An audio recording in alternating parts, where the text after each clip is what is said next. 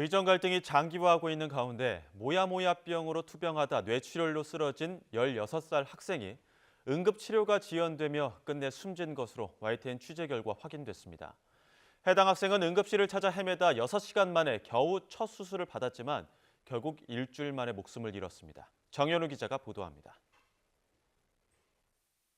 지난달 15일 새벽 수원 주택가 골목으로 구급차가 들어옵니다. 구급대원들이 황급히 움직이고 잠시 뒤 출발합니다. 뇌혈관이 좁아지거나 막히는 모야모야병을 앓던 16살 A군이 뇌출혈로 쓰러진 겁니다. 머리 아파 이러고 그게 마지막이었거든요.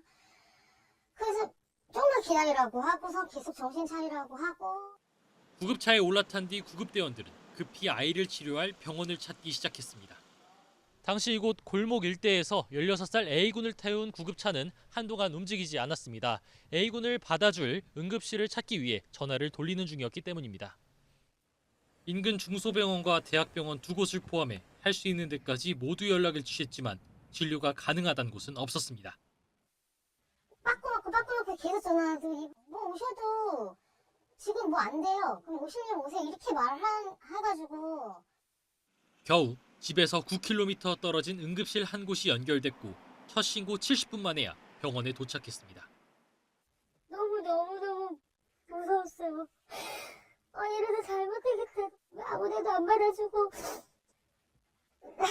진짜 너무 할 수 있는 게 없었어요, 제가.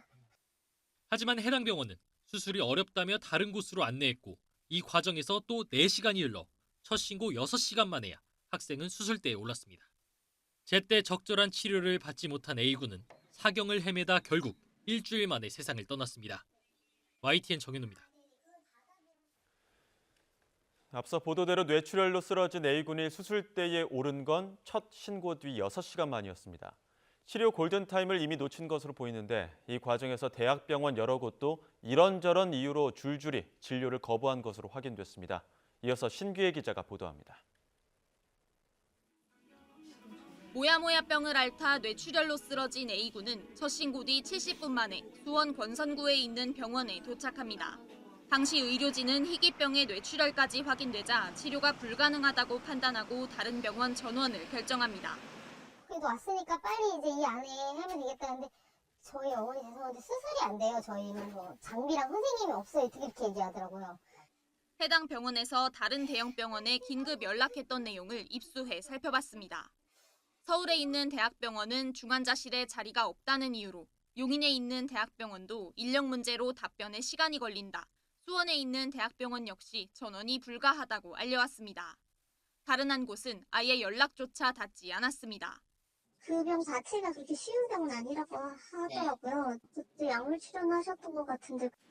결국 중앙응급의료센터에 응급 상황을 올려 다시 이 병원에서 15km 떨어진 군포에 있는 병원에서 첫 신고 뒤 6시간 만에야 수술을 받았습니다. 하지만 목숨을 살리지는 못했습니다.